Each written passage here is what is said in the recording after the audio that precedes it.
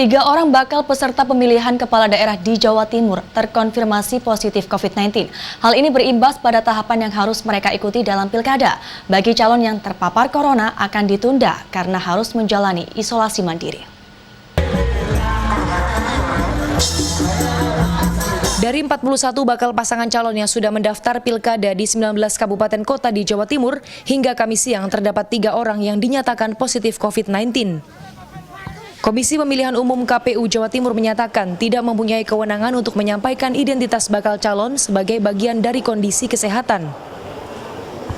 Bagi pasangan calon yang salah satunya positif COVID-19, tahapan selanjutnya dalam pilkada akan ditunda, menunggu isolasi dan hasil swab tes negatif. Penetapan pasangan calon dan pengundian nomor urut pada 23 dan 24 September mendatang akan ditetapkan menyusul.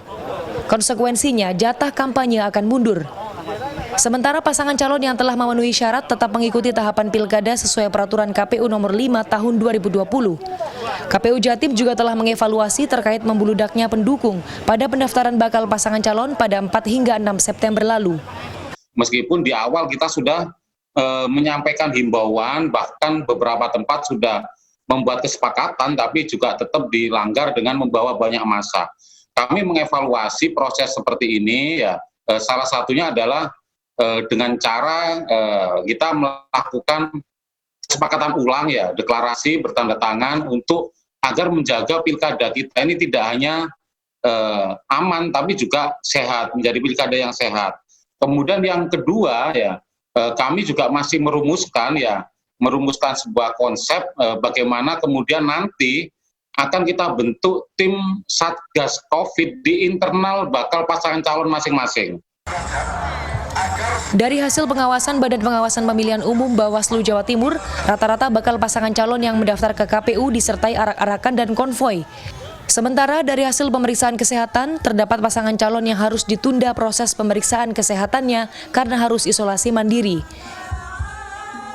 Sejauh ini dalam koridor rangka hukum administrasi pemilu, sanksi yang dapat diberikan kepada peserta atau bakal calon peserta pemilihan itu batas peringatan yang diberikan oleh KPU didasarkan pada rekomendasi jajaran pengawas pemilu.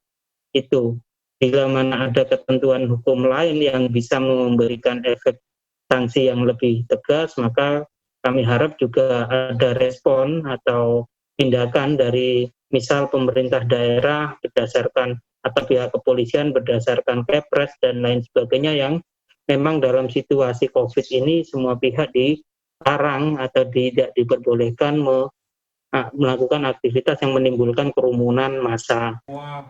Saat masa kampanye nanti, KPU Jatim menyatakan setiap kegiatan juga harus mendapatkan rekomendasi dari Satgas COVID-19 daerah. Jika ada yang melanggar, Satgas bisa saja membubarkan. KPU dan Bawaslu Jatim berharap ada desain regulasi yang lebih tegas dari KPU dan Bawaslu RI terkait pelanggaran di tengah pandemi COVID-19. Kansa Tamarindora, Gancar Wicaksono, Jawa Timur.